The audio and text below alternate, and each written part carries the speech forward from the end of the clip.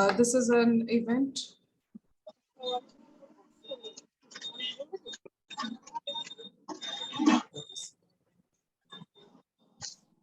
This is an inaugural event of the CIS Kolkata lecture session on artificial intelligence and evolving intelligence systems. For the inaugural session, I would like to welcome Professor Siddhartha Bhattacharya as the chair of IEEE Kolkata chapter.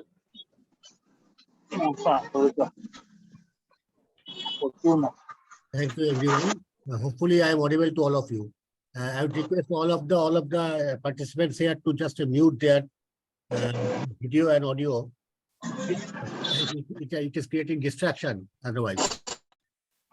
So, on behalf of the IEEE CIS Kolkata chapter, it gives me immense pleasure to welcome you all to the inaugural session of the lecture series on artificial intelligence and evolving intelligence systems by IEEE Computational Intelligence Society.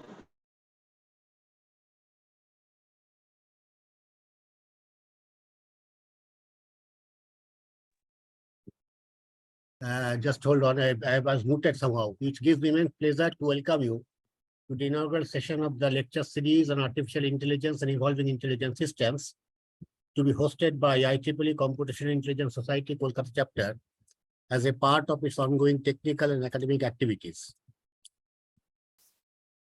You know, of late, artificial intelligence has made giant strides in almost all spheres of human civilization, thanks to the evolution of intelligent algorithms, architectures, and systems. Add to that, the hybridization of these intelligent systems has led to more efficient, robust, and fail-safe solutions for glaring real-life problems, which otherwise have remained unanswered and unattended. This lecture series has been envisaged as a part of a consortium on collaborative research in computational intelligence involving the premier institutions across the country and led by Professor Dipankar Dasgupta from the University of Memphis, USA, and TCS Research. The objective of this lecture series is to disseminate the recent advances in this field to the academic and technical fraternity so that interested researchers and technical experts can benefit from the deliverables. I would like to take this opportunity to welcome Professor Dipankar Dasgupta from the University of Memphis, USA, and Dr. Sourav Kundu from KSG Incorporated, Japan, to grace this inaugural session as eminent speakers. I would also like to welcome on board all the members of the consortium, without whom this series would not have taken shape. Last but not the least, I would also like to thank the entire IEEE Computational Intelligence Society Kolkata chapter team for its support and cooperation. So with this, I end my inaugural speech. I would like to hand it over to the anchor to start the proceedings. Thank you.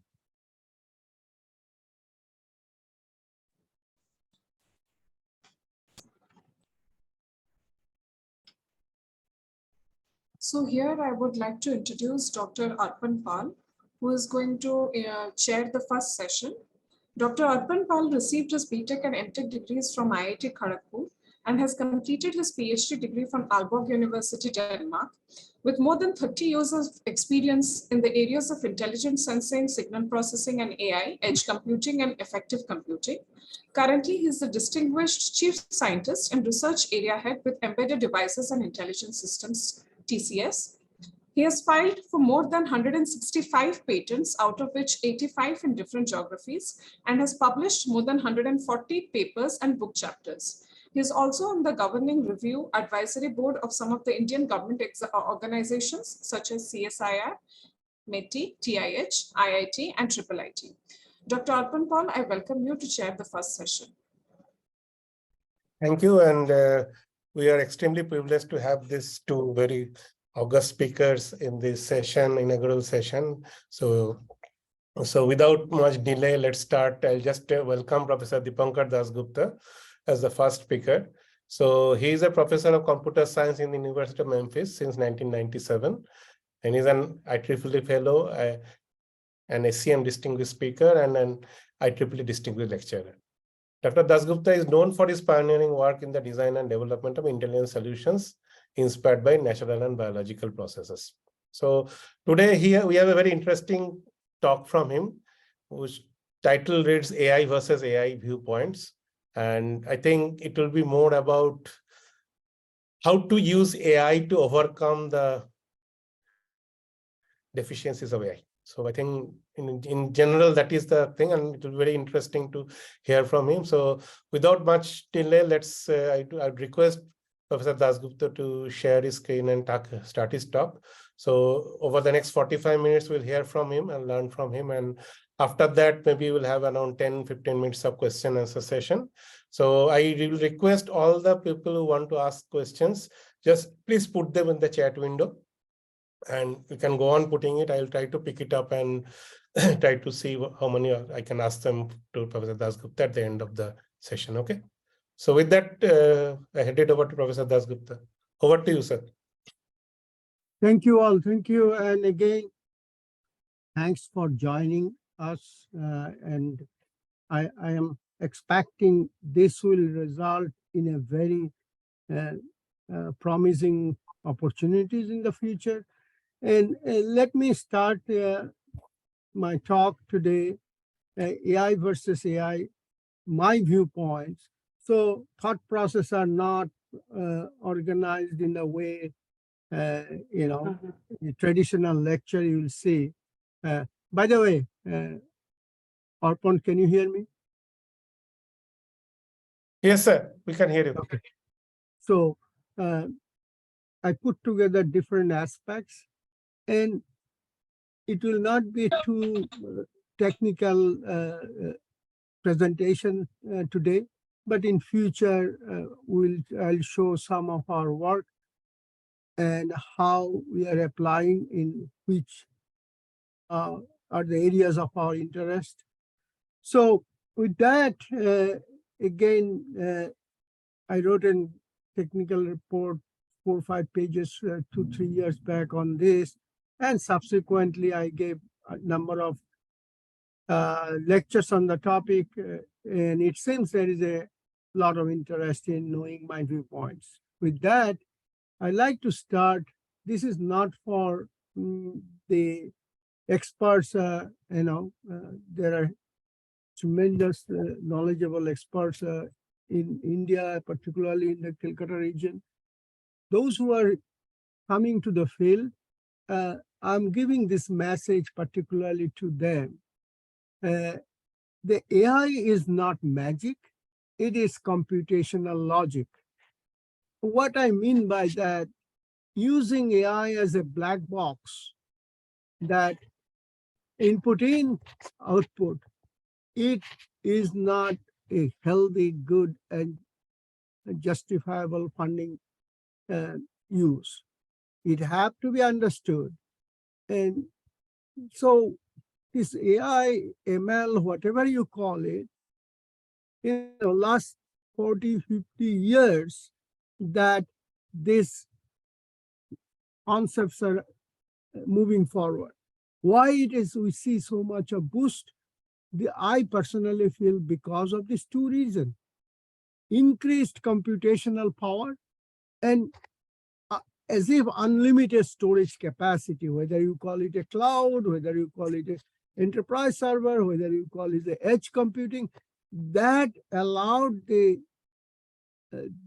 AI/ML techniques to succeed in a large-scale real-time applications. Of course, all platforms, software, hardware, including the super fast communication mechanism, whether it is a wireless, cellular, the speed of communicating among different components is extensively increased. As we are in a virtual communication environment, it is a real-time communication environment, and all this added together to bring AI to the front, front page on every newspaper nowadays or news channels. So with that, I'm giving a short, this is who I am. I had long history of using AI, cellular automata, immunocomputing, neural networks, evolutionary computation. My PhD is in evolutionary computation, then fuzzy logic, data mining, and applications are wide variety. My majority of these applications in cybersecurity, because what I found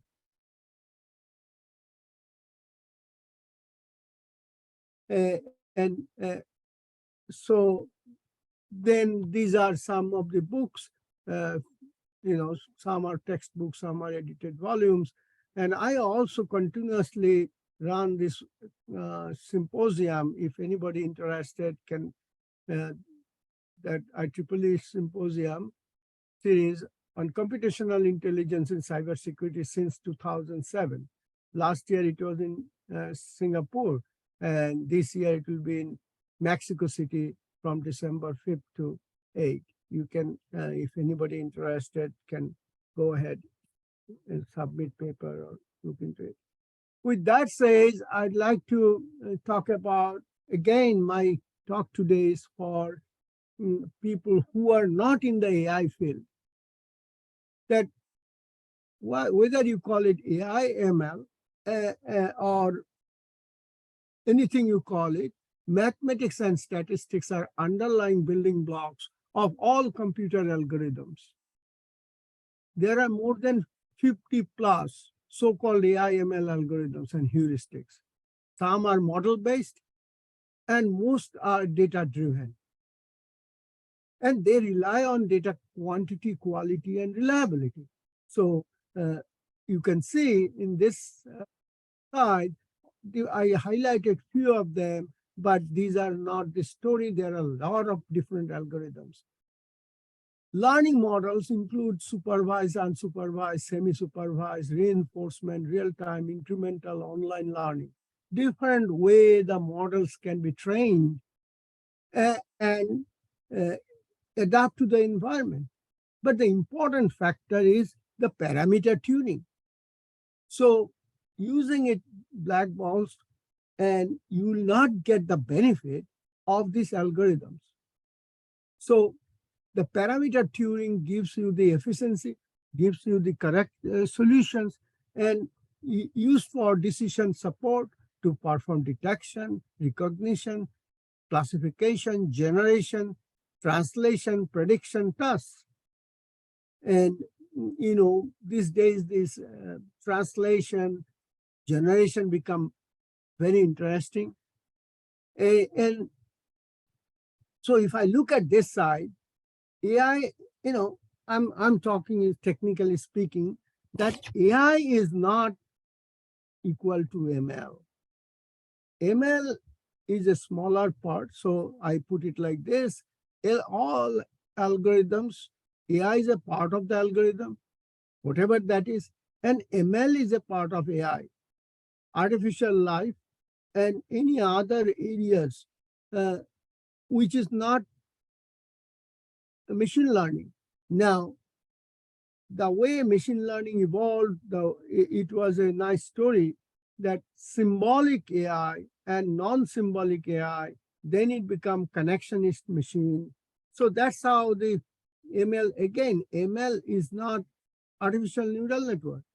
There are other branches which I did not put that evolved, deep neural network, then convolution neural network, belief network, Bayesian network. All these are part of the one group of machine learning. So you can see AI applications, some are narrow AI, some are general AI. When we talk about narrow AI, then that is one particular method used for one particular application. And then general AI, you can put multiple AI algorithms and make it more robust, make it more adaptable to environment. So that's the purposes. And then the performance typically varies with training, and two things that work: the generalization, how you'd like to make the model learn so that it can cover the general problem that you are trying to solve. Or it can be very specific to certain things. I only want to check 5 classes. Beyond that, I don't want to train, so that you train for a long period of time and make it more specialized.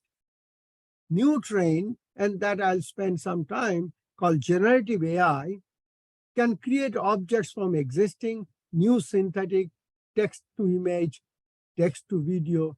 Now, again, I'll show that this is also not new. It was there in early 1990s, 85, but again, the computational power and the storage made it possible to things are what we see today.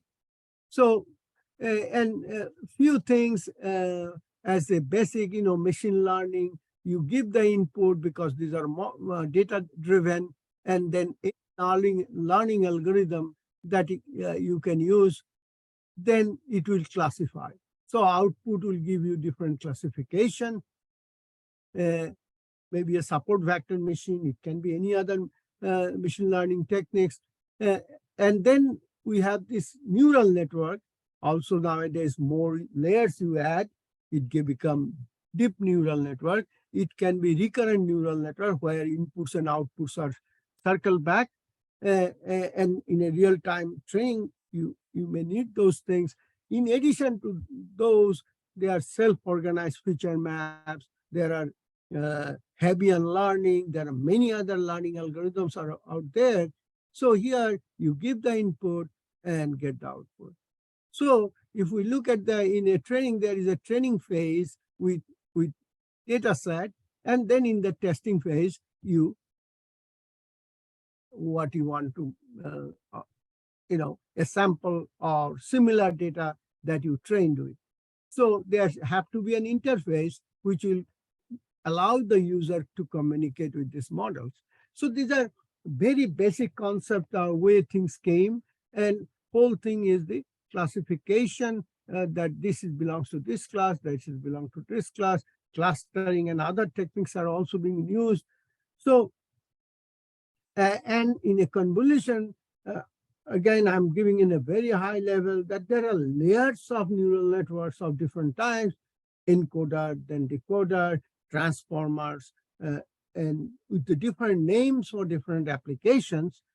And then it ends up with a fully connected network, which produce different kinds of outputs. So another area came in, instead of single layer networking, now there is a discriminator which you train to do certain things. Discriminator is the basic that this is a neural network, but you give the data and train it. Then the generator is another kind of neural network or another kind of learning algorithm, which can be evolutionary computation, which can be in fuzzy logic, that creates some additional data. And again, we'll see in later that that additional data is primarily made to make this predictor stronger, robust, but it also have other aspects which I'll talk later on. So you create some input which are very similar but not the same as the original input, and that we call it a fake data if you use it for fake purpose. But if you use for robustness, you can mention it like covering noises, covering the other aspect of classification. And then in this example, it is differentiating between output and real and fake. So in many applications, the idea is to make the discriminator, the predictor, stronger. In some cases, try to make it full. So that's the illustration. So you have real data of different fighter planes, and it trained, right? Then you add some noise, and then try to make it adversarial, that enemy plane can be considered as a friendly plane. So these are some adversarial attacks or examples, and I will show later that AI/ML techniques have dual purpose. So, and that all of us have to keep in mind. And now I'm going to say that there are wide variety of applications coming, right? Rapidly changing our daily lives, impacting our business, health, work, society, and government. You can, any area you cannot find where now you'll see people are using AI ML. Finance, gaming, astronomy, health, because it can take some of the logical aspects of human and can do automatic process. E-commerce, entertainment, and list goes on. If you look at the world growth or market, this is, from 2022 report, there's a significant funding. And those who are interested in this field, those who are in the areas of application, they should look into this and take the opportunities, because the way use of computer become essential, even though it make a lot of job losses. I remember in Kolkata in 70s or 65 to 70, that computers should not be allowed to the state because there are a lot of procession banning computers and all kinds of movement that will take the jobs away. But the reality is that you cannot stop these things. Now there is a many discussion going on here and many other countries that should we allow AI to continue. I have my personal views, but in general, I think you cannot stop it. You cannot stop when the things are out. It is not a nuclear weapon that I can have it, you cannot have.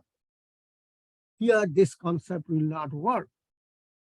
So what needs to be done? Let's talk about that. And in applications, I picked one or two. You can see you can have your customized dresses, customized shoes. You take your picture and send to their company websites, and they will design this according to your body shape. So this gives a more customized, and that is true for customized medicine. That is true for every other aspect. So more from the generalized to customized things will be possible because of these AI-powered systems and businesses.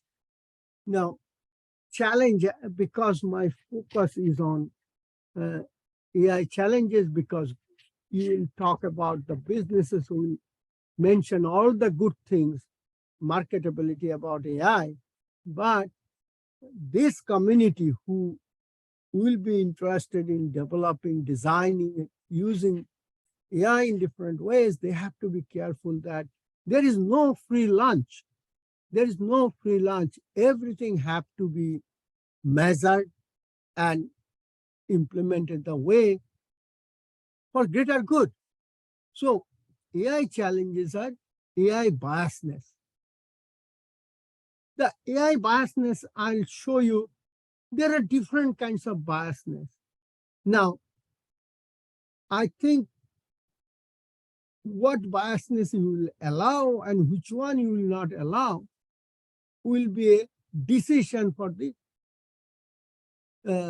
people, application people who wants to do, because AI algorithms are guided search, pattern matching, used on historical data. So you cannot remove the bias because you are guiding. If it was a random, then you will not produce anything. So where the biasness should be, where the biasness should not, to make the algorithm guiding, that's the important factor. Second thing is the dealing with unknown, uncertain, unpredictable environment. If someone can solve or use AI to handle this, that will be a Nobel Prize winning work. Because most of the AI algorithms are data driven, designed from the existing model. You can make some incremental changes, but total game-changing concept will come, but that will be very interesting to see. That will vary how to deal with uncertain, unpredictable, which you can imagine, like a big jump situation change, which it was not seen before. So, so there are local search and others you can manage certain extent, but making it efficient will be interesting. The next thing is the handling adversarial machine learning and the data manipulation. So this is again very important. We cannot be naive, because if I'm doing something, if I'm developing something for some applications and for positive use, there will be other people, for whatever their motive, for whatever their reasoning, they will come up with something which can be used in a negative way, adversarial. So adversarial effect, whether for making money or deceiving people, is becoming a very important issue, because these users, customers, do not know what is happening. So then the bad use of generative adversarial network that we have seen, that one discriminator or many discriminator, many generator, we call it generative adversarial network, it can be used for good purpose, it can be used for. So again, there are field, the bad AI, good AI. Now, who is going to decide which one is bad AI, which one is good AI? It is not the algorithm's fault. It is the how you apply it for the purpose that you are in. And then the generative AI, that is now in everyday news everywhere. You see generative AI will take away all the jobs of secretarial, all the job of market analysis, all the jobs of this. And that is somewhat true, but the society, human also have to adapt to this kind of changes, how they can move forward in different ways. That may require some social business decisions that can be considered, that it is not so disruptive to the human society. The role in automated decision-making in the context of judge, jury, and execution, that's a very interesting area. These algorithms can make a decision about person is guilty, or this can make a decision the person is innocent. So if you use in law and order, if you use in any court of law, and so there are face recognition systems are widely used, but there are some face recognition systems that found to be color biased.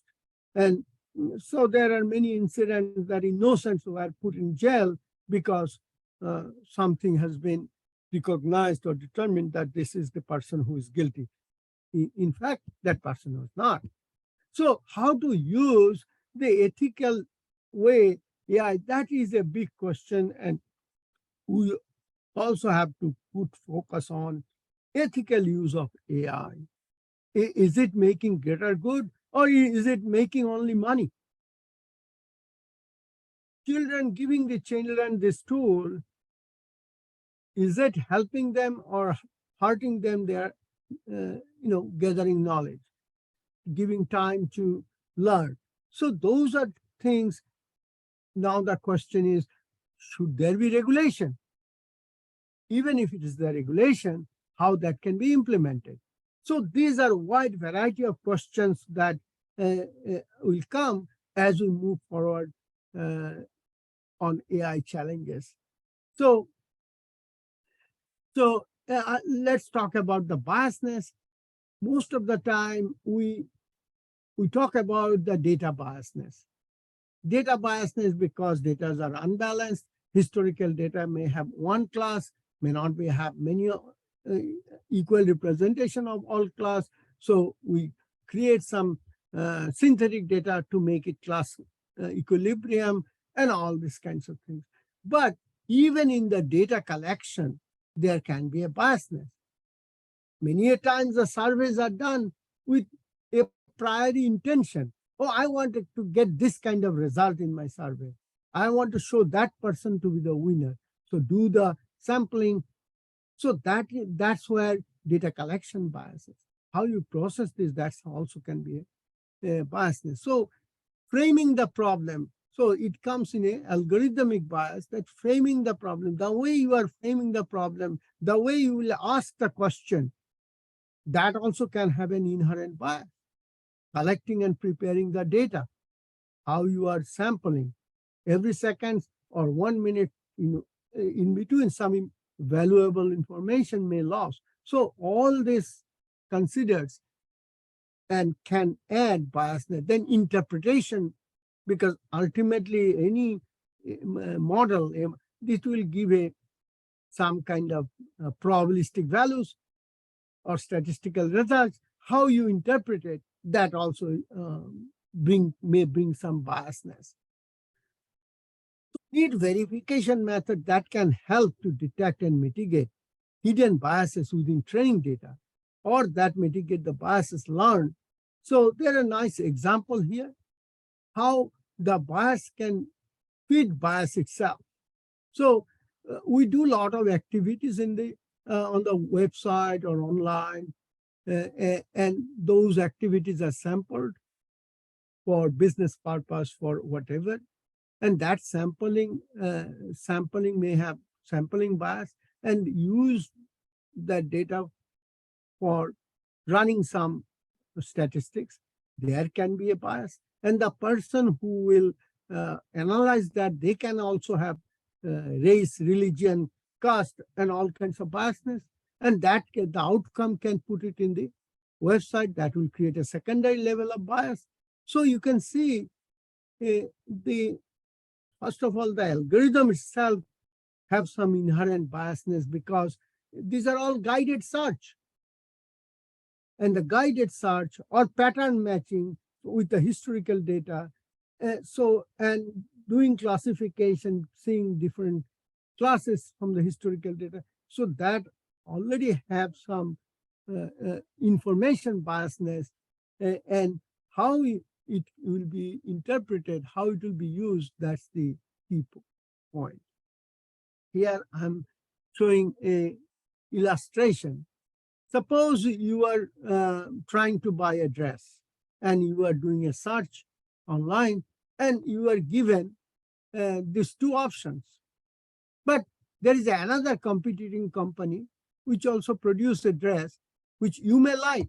So you gave some features. I want to buy a dress of this kind, and the search engine should give you all possible there that in their repository to display, do you like this?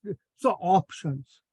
Now, if that search engine get money from these two companies to show their products more at the top on the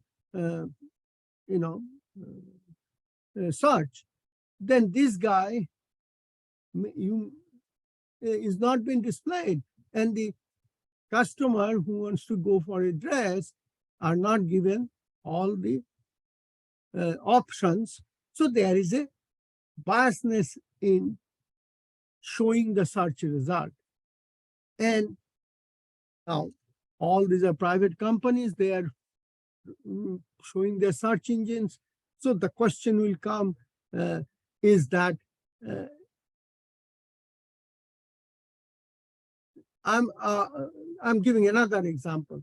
If I want to go from place 1 to place 2, and I'm doing a map, whatever map it is. I'm using a map to route my path. Now, if the algorithm, and I'm looking for the shortest way to go from point A to point B, if the algorithm or the map user got some money from entertainment or a mall, so if I'm going directly, it will go via the mall. And user will never know that that algorithm has been tempered, and that is showing the path via the mall. Now, out of 100, out of 1,000, there may be few customers or few user will stop the mall. That is the expectation. That's why all the ads are shown in your social media platform. And more you look at certain things, more of those kind of ads will be shown. So the business biasness is here. And another interesting thing in this right side, that price gouging, increasing the price without valid reason is illegal, particularly in here, gas station, in petrol stations. You cannot do the price gouging.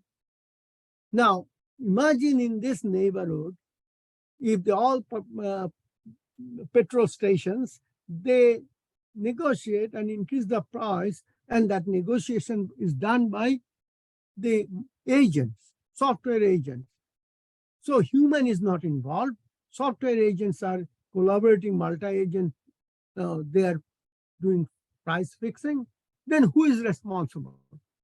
Who is responsible? Those are the things, those are very important.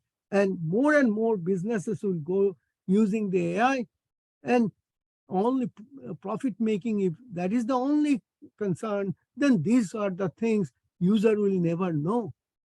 So you can see there are many reasons AI/ML bias can happen in different domain of applications. In medical domain, there are a lot of issues that unequal access and resource allocation.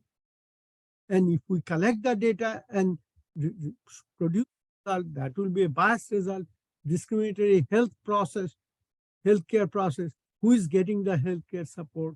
And if you do the algorithm, the collection biasness, then the clinical decision making in different areas. This is the law and order areas. So who is guilty, who is not guilty? If algorithm have to decide, then there may be a lot of injustice and biasness will happen.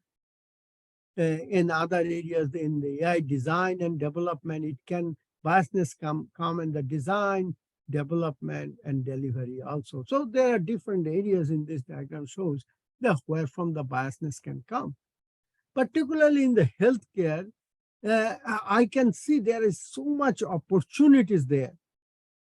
So much opportunities, and you can see global AI in healthcare market size will be 194.4 billion with a considerable CAGR from 2021 to 2030. So that is a very promising, but also there is a lot of ethics, lot of control and verification is not needed. One of the group is doing an interesting AI integration, and these kind of things are coming. MRI, ultrasound, X-ray, CT scan. These all, there are different tools, different decision making. They work independently. And you can see all these decisions can come to the AI-based recommender to give a collective answer. If X-ray says something, if MRI say little bit different, that can be integrated and help in better decision making. And this kind of work is good for human being.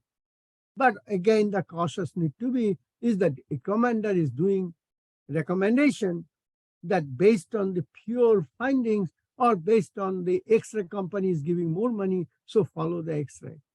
or CT scan giving significant funding, so recommend CT scan, whatever recommendation is. So that need to be unbiased and making system more user beneficial. I'm skipping this because data also have big thing in healthcare and it can be talked about. There was a study in some, now you can see a lot of AI medical devices are coming on sugar monitoring, heart pacemaker, and all these things there are. And the study, Federal Food and Drug Administration, they did different tools for chest, breast, heart, head, and other areas, and they found different vulnerabilities in different areas. I'll finish my lecture in 2-3 minutes and then ask for some questions. So you can see that they found a good number of vulnerabilities in these tools. These are different risk factors. Blue indicates multi-scale evaluation was reported. So in many cases, the testing and evaluation was not done properly. And that is one of the report says, and that exposed vulnerabilities of that nature. So I'm going to move on to some of the regulatory side of this. So recently that there was a study how to build trust in AI system. So NIST, National Institute of Science and Technology here in US, they always provide some guidelines and recognition how to build system. So they recommended 9 factors to consider to make a decision what you should take into account, whether it is the result of the AI. So it depends on the risk factor. So in this case, they use 2 different scenarios. One is a music selection algorithm, and another is the AI that assists cancer diagnosis. And it is the music selection. These are 9 factors: accuracy, reliability, resiliency, and all these factors you can see. And algorithm that you are using, same algorithm for both purposes. So, and these are results, but you will trust more to play the music, that algorithm, than medical diagnosis. So that's a fact, because the risk is low here, which music will play, and AI will make the decision. Risk factor is very low. So you can trust that, but you don't trust, or you should not trust, when it comes to medical data. So it needs multiple algorithms to check and make sure that's the decision that it is providing for healthcare is appropriate. So European Union came up with this kind of risk profile for AI systems, and they labeled it high to low risk, and categorized in this area unacceptable risk, high risk, limited risk. So unacceptable risk is we cannot allow any algorithms to be, because it is unacceptable. That's high risk with cautions. And what they are recommending, and the regulatory body, that even in the, here's the diagram I'll show you. This is minimum risk. So like music system or any other algorithms can go in that area, minimum risk, and businesses can. But in high risk area, you need the explainability. you need lots of regulation that give documents. These articles are documents what need to be provided for approval. So whether today, tomorrow, regulation is going to come, because if you see the way things are proliferating, while the benefits are significant, the risks are also very significant. So in high risk area or limited risk area, this trustworthy AI, this is MITRE Corporation, again, company, which is a organization funded by governments. They came up with the trustworthy AI with this factor: transparent, traceable, safe and secure, responsible, accountable, fair, equitable, explainable. Explainable and interpretable are very important in many applications, because if the domains are totally different, like healthcare, like any other application area. And the AI, those should be robust and reliable, so it does not have any adversarial effect. So, and as I mentioned, all AI can be dual purpose, for good purpose, for bad purpose. And that purposes also have many missions and objectives, so that have to be carefully. So there is a framework to calculate the risk assessment. And let me finish it with that designing ethical AI is very important. There should be multiple responsible parties: algorithm designer, code developer, testers, cyber-enabled AI products, sailor, because nowadays, if you have an AI module, they are not isolated. These are cyber connected, internet connected, wirelessly, wired, cellular, whatever it is connected to operate remotely, to transfer data. So, so all the bad things of cyber hacking all also comes to these AI modules. So that have to be also considered. And so transparency and disclosure at every level is essential for establishing ethical AI. Explainability is related to transparency. So not as a black box, you have to use that a white box. But I don't know how it is the companies or businesses. If I disclose everything, how my algorithm works, then where is the competitive advantage? So that, debate after debate is happening at different level, government and the big tech companies. And there have to be some kind of agreement that explainability, good documentation need to be provided, even though it may lose some competitive advantage. So with that, I think I'll stop my lecture today. I took about 45, 50 minutes. I'd like to hear any questions from anybody that. Yeah, thanks, Professor Dasgupta. Any questions from the audience? Hello, Professor Dasgupta. I have one question.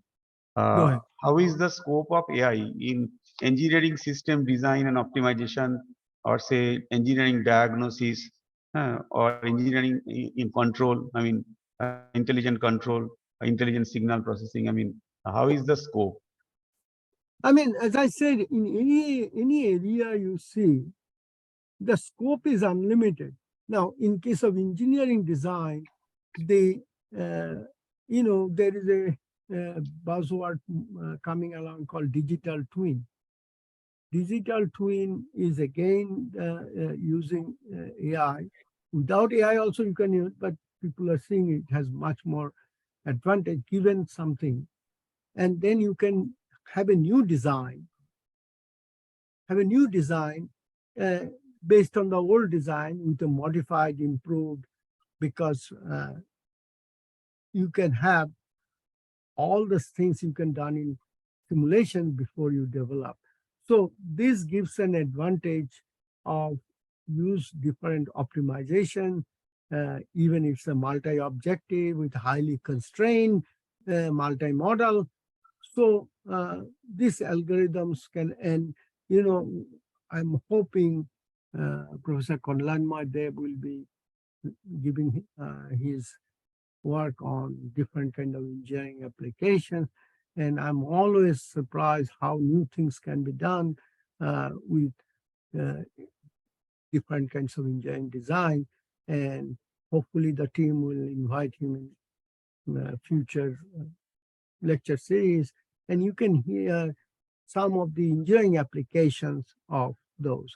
And today, my colleague, my friend, Dr. Sourav Kundu will talk about some of his AI applications. You can see those. Yeah. Okay, thank you very much. Okay. So there is one question on the chat window from Arijit Ukil that, so what kinds of restrictions are required to be put on AI systems to minimize its plausible negative impacts? So, I'm also a part of IEEE ethics working group. There are many aspects, but things are not clear cut. Yeah. I have some of the personal thought process, even if it is benefiting the company, but if it causes damage in some way to someone, so there should be some block. There should be some thought process. And danger is anything you release, the other group will come up with the adversarial use of that. And you are hearing this chat GPT or GPT-4, and there are, every day there are new kind of applications of coming on those. But, the issue is that these were there before. Kim Sims, that genetic art, amazing art was done. But now that required some parameter input, a lot of parameter input. Now you can just give the text and DALL-E or any other software will create the beautiful image. So it has some interesting applications. I personally feel movie industry will be significantly changed. Music industry, synthetic music is becoming a, big and big. So what will happen to the music creator? So there will be a disruption, but how that disruption is managed and move forward, because you cannot stop those. It had to happen. Like a few months back, there was a art competition, which happens every year in Denver. And someone used this AI tool and created a Victorian image, beautiful, and got the first prize. Now the debate came, he is not an artist. He doesn't have any knowledge about the artistry. He used this tool and aesthetically it came up with that, and which defeated all man-made arts. Now, there will be probably some competition will be only computer-generated art or man-made art. But how do you differentiate it? That will be a real question. So, yeah. I don't know. A question, like kind of follow up from this thing that, again, that because we know these AI-based systems, they cannot be, like you mentioned, that they cannot be 100% accurate. And sometimes you will trust them based on what kind of application you are looking at. Yeah. But problem is that the minuscule number of cases where the AI is not accurate, the liability of the wrong decision, how that will get decided, especially when you're applications like healthcare. On that one, I think we did some work. So we don't rely on one algorithm.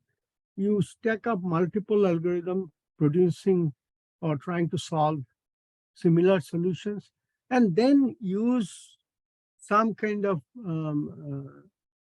aggregation, statistical. Some may have, and you can also put weights on different algorithms. So another danger is of the people are downloading ResNet or any of this large neural network models and giving input like garbage in, garbage. They don't know what is happening. The whole purpose of our lecture series will be understand the algorithms before you apply.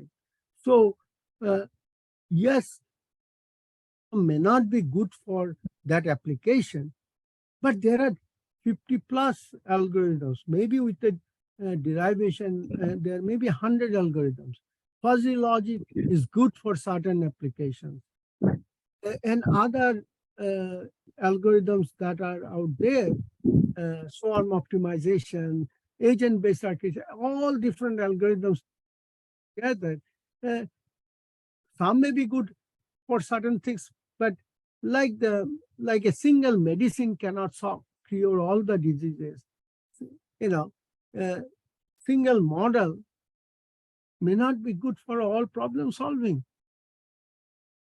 So there will be a mistake, and I will suggest all the AI thinker or using AI or algorithm, look at how ChatGPT and others are selling themselves in wide variety of applications. Now, we have to come up with, is this right to do? Yes, it can do it, because of the computational power that now we have, pre-trained models, now you just put and get. So need to find applications where it gives value to the humanity, not, but on the other hand, you cannot stop this. You cannot have a procession, this cannot be out. That's not possible. Somewhere, some people will do it. Interconnected world, it will spread quickly. So, Thanks.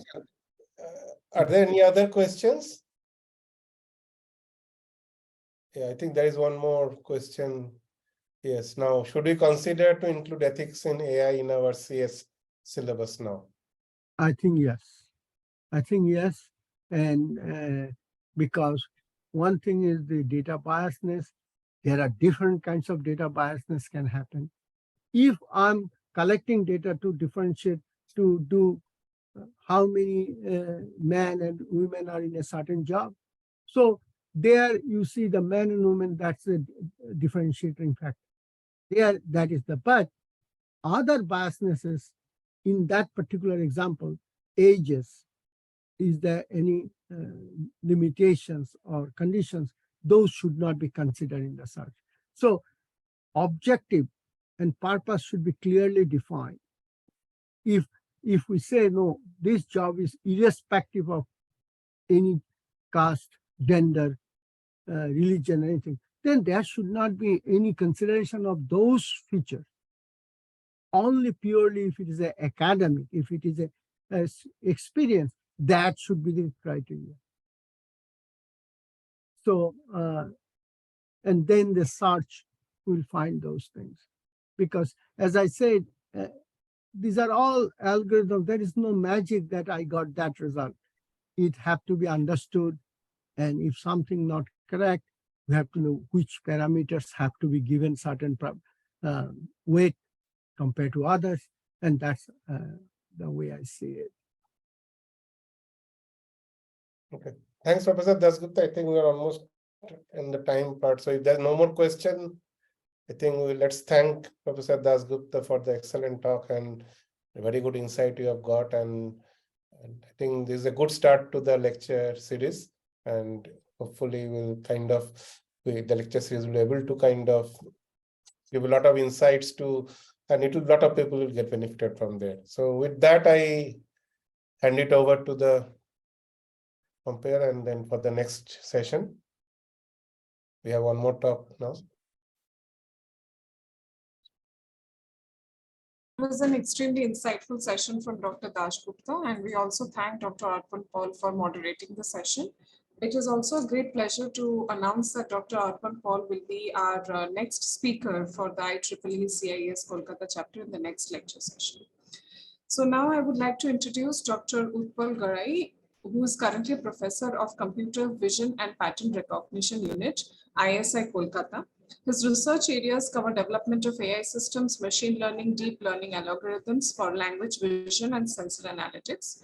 Professor Garai did his bachelor and master's in computer science engineering from Jadavpur University and PhD degree in computer science from ISI. Along with his academic research, Professor Garai has been serving as research advisor to several public and private organizations working in the field of AI/ML and data analytics. He is the recipient of several prestigious awards, to name a few: CNRS, EGID, Postdoctoral Fellowship of France, Young Engineer Award from Indian National Academy of Engineering, Research Fellowship from Indo-US Science Technology Forum, and JSPS Fellowship from Japanese Society for Promotion of Science. Professor Utpal, we welcome you. Thank you. Thank you, Dr. Das.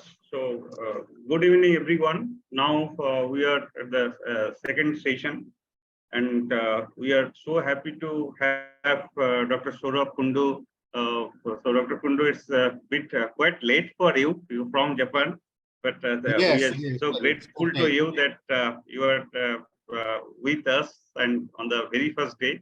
So, Dr. Kundu will speak on a very, very important topic, that AI and machine learning applications in clinical bioinformatics with specific emphasis on diagnosis, prognosis, prediction of cancer comorbidities. So just before Dr. Kundu starts, I give you a very brief introduction of Dr. Kundu. That I mean, it's a very nice balance of academics as well as industry research. Dr. Sourav Kundu earned his Doctor of Engineering in Genetic Algorithms from Tokyo Metropolitan University, Japan in March 1996. Prior to that, he studied postgraduate levels in Cambridge University, UK and Sydney University, Australia. Dr. Sourav has extensive work experience in AI, IoT, blockchain, histotechnology, distributed ledger technology, commonly we refer as DLT, in core insurance domain and insurance technology as well. He has been engaged in a variety of multi-geography, bio-IT, finance technology, and AI projects in domain, and he has been the technology leader roles with high-level companies such as Gobita Tech, Hong Kong, HK, GEPI Therapeutics, then AXA Life Insurance, Cigna Insurance, Sun Microsystems, Citigroup, and UBS in Japan in other countries. Dr. Sourav has taught university courses in structural engineering, optimization, business, AI, computer science theory, mechanical engineering at different universities in Japan, USA, Turkey, Australia, Italy, France, the Netherlands, Germany, UK, Singapore, and at several IITs in India, and at various companies in Japan, USA, Australia, Europe, and Hong Kong. He is also honorary visiting professor of computational intelligence and information science at Sangyo Jijutsu Daigaku. This is basically in Tsinghua in Japan. The institute is AIIT. So from this profile, it's a very brief introduction of Dr. Kundu. So we know he's basically an excellent balance between academics and industry research. So again, on behalf of this our consortium, I thank Dr. Kundu. Dr. Kundu, please start your talk. And for the participants, so Dr. Kundu will speak for 40 to 45 minutes. In between, you can have your questions. You just go on posting your queries in the chat window. And then I'll pick up the questions at the end, and we will have a question answering session for 15-20 minutes. Dr. Kundu, is it okay? Or in between, if you want to take some questions? Yeah, it's fine. It's long session, but we can have questions in between. Okay, Okay, so I will keep watch on the chat window. So I mean, if there are sufficient number of questions, I'll tell you that some of the questions we can address in between. Yes, please. Okay, thank you so much. So Dr. Kundu, please. Thank you very much, Dr. Garai. And let me see if I can share the screen. Is everybody able to? No, it's coming. It's coming. Thank you very much for the nice introduction, but It says you have to double click to enter the full screen mode. am I doing something wrong? Are you able to see my screen? No, it's black at my end.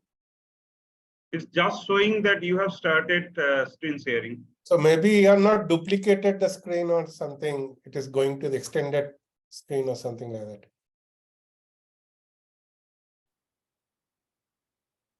It's not showing anything here.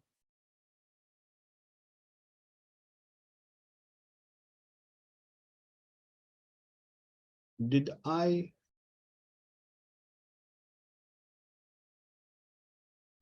I think there is a, can you hear? Yeah. Audio is fine, but You can stop sharing and then can reshare with maybe, I don't know, means there has to be some kind of duplicate the screen or something will be there in the PPT.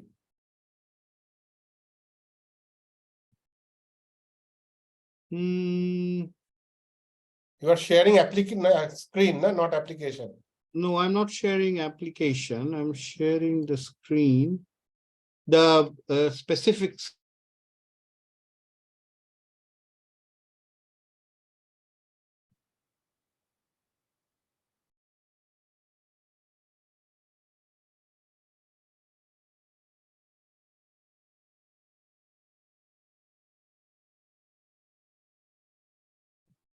So, Dr. Kundu, will you release it and retry that if that helps? He is disconnected. Video is also freeze.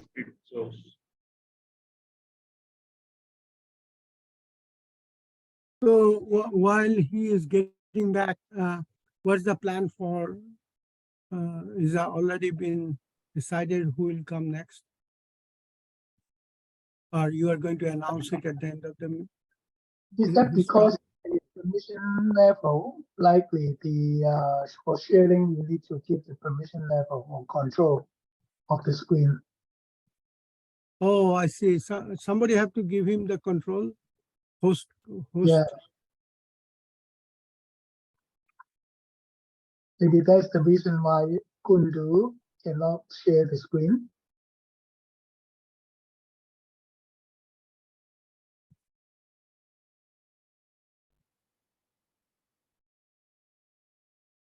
Is the management side, you have to give him the screen sharing permission or making him co-host.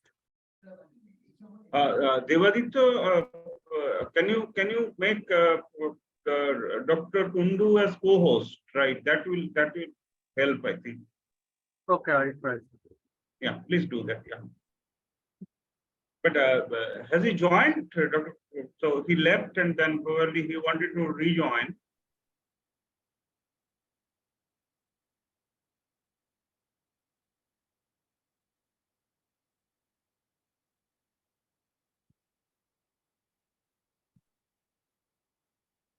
No, sir, he has not joined yet. Right. So I think soon he will join and then immediately you make him co-host. I think that will solve the problem. So can we use this time to whoever like to, what will be our next series and how we'll go about? Because participants need to remain engaged with some discussion or something.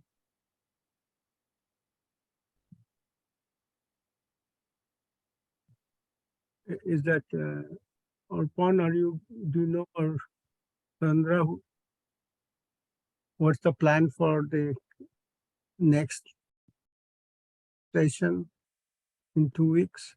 Professor Kondrapal is here, so the way it will be after 2 weeks, right? Yeah. Professor Pal? Just a minute, I am telling to Diksha, if there is any discussion from the participant side to continue it, because already we have declared about one speaker. The other was not Hello. yet decided, finalized. Diksha, please. Mhm. Yeah, we are talking about the next meeting, so go ahead and connect, okay? Yeah. So Dr. Kundu is Utpal, completed. hello, Yes. Utpal, you can Yeah, ask please. the audience or participants if there is any query and question, okay? Okay, okay. Close that. Okay, so I mean, for the participants, so in between, if you have any query about this event activity, because this is not the single activity of organizing talks, we'll have many other activities which will eventually come in. So for the participants, especially for students, if you have any queries, then you may ask during this time. So just maybe a couple of minutes we need for Dr. Kundu to rejoin and then start his lecture. If Yeah, there he is just- no such question, then he sir, please you tell something about our consortium, its purpose. That will be nice. Yeah, I can always talk, and the idea came with Dr. Arpan Pal, and we're in Singapore, and the thought process was that we have so many institutes in India, they are doing so much good, particularly with Kolkata chapter, and there are big schools there, IIT Kharagpur, Jadavpur, Shivpur, ISI, Durgapur, you name it. And then in Assam, there are so many others, Odisha. So why can't we do something that is more visible, that is more reachable? And because in many times we have to move forward. IT and whatever technology has given some advantage to different cities in India. Now, the AI is coming in a big way, and it is not going to go away. Whether you'll accept it or not. Here is Dr. Kundu. Do you want to try Very again? sorry. Something happened the moment I started to share the screen. So are you? Now you are made the host. I think so. If any host related permission was creating the problem, that is gone now. So, but it seems that it's not host related problem because you are made the host now. Okay, let me. Yeah, try it, and in the meantime, let me talk a few minutes, and Yeah, please go ahead. And then you fix it and come back. So idea is that industry, academia, collaboration, and so the great works that many of the professors in and the industry, they are small or big, are doing, that become visible, that become marketable, and so that was the thought process, and so we started that combined talks of industry. And there are a number of academicians, those who are well-known in AI field. They agreed to participate in giving lectures. I also were able to talk to many from Google and other companies, some VC, venture capital, they would like to participate. So I would like to create an environment where there is some vibration, there is some positivity, there is some, everybody work together in an environment and for greater good. That was the thought process. And because I strongly believe that there are a lot of intelligent people out there they can get advantage of, and we cannot fall behind the emerging area that is coming. So combining industry and things have some advantage. Go ahead. No, not yet. Please continue. So we planned for this and also have some workshops and training session. Each of the AI techniques going in depth, and that can be for faculty, that can be for research students. So getting that, and I was in Poland, there is a Spain, they also have fundamental AI courses of different levels. And for people who are students, faculty, I think in India, there is a quality improvement program and all this that can be taken advantage of. Also, there is startup fund and all this. Good. Here is Dr. Kundu. Go ahead. Yeah, your slide is visible now. I'm very sorry what happened. I don't know what happened, but as soon as I'm trying to share, there is a screen freeze. So without much discussion and analysis of the problem, let's start. Thank you, Dr. Utpal Garai, for very good introduction. I'm very glad to meet you all here and say a little bit about different kinds of research that I'm doing and I have been doing. But today I will talk of something more of an application side, as Dr. Dasgupta's presentation, very good presentation, was more on a philosophical general AI level.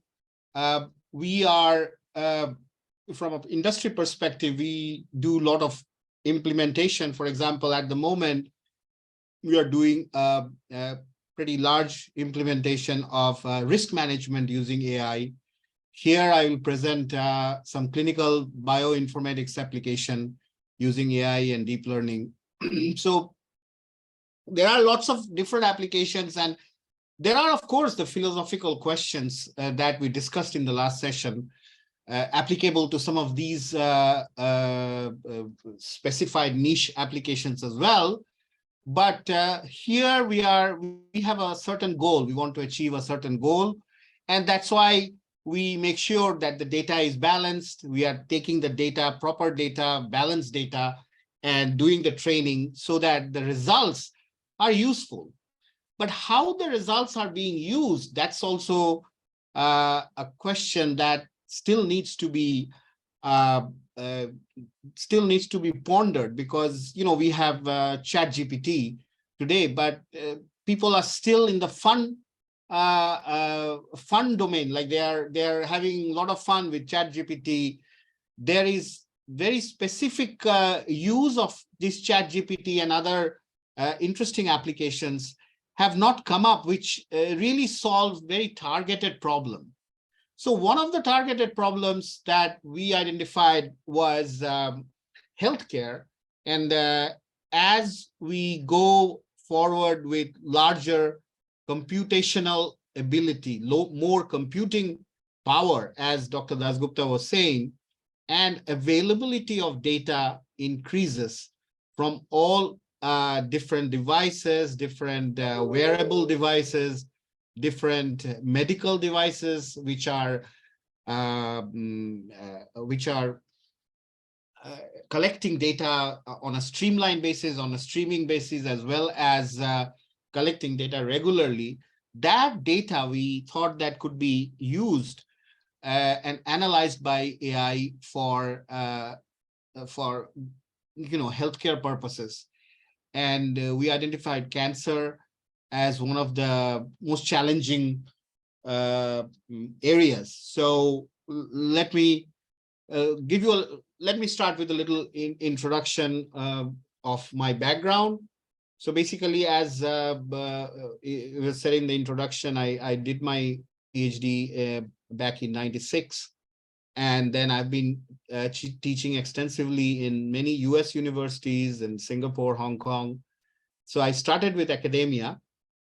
And then I was also in the industry for some time, mainly in the insurance industry, where we used AI for quite a few different areas like underwriting. We used AI for underwriting. We used AI for fraud detection. And so back in 2011, when I was in Cigna, we did a lot of interesting collaborations for insurance industry. Then I moved on to various different companies that I consulted with. And then in 2002, I started a company called Knowledge Solutions Group. It was in Japan in 2002, and now we are almost 21 years old. I'm currently settled in Japan, but I have to travel a lot to do business development for my company. But I'm located out of Japan. And I also am not a teaching, but more of an honorary position at the Advanced Institute of Industrial Technology, where I am an adjunct professor, and I have to teach a little bit, but not a lot.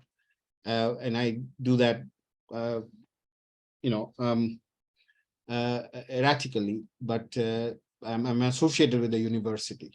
So given that background, let me start my presentation.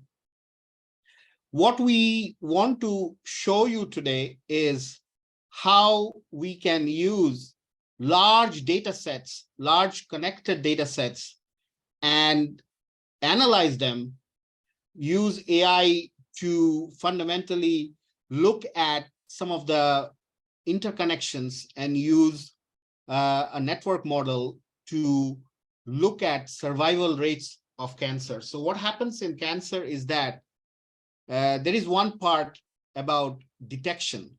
Early detection is good because you can arrest the cancerous cells. You can have various chemotherapy strategies, but there are things like when you put in chemotherapy or you put in a treatment, then what happens is the treatment, because the family members of the patient are very eager, they want to spend a lot of money and they want to save their beloved family member. However, there is a certain danger of using cancer therapies without research on how this therapy is going to work.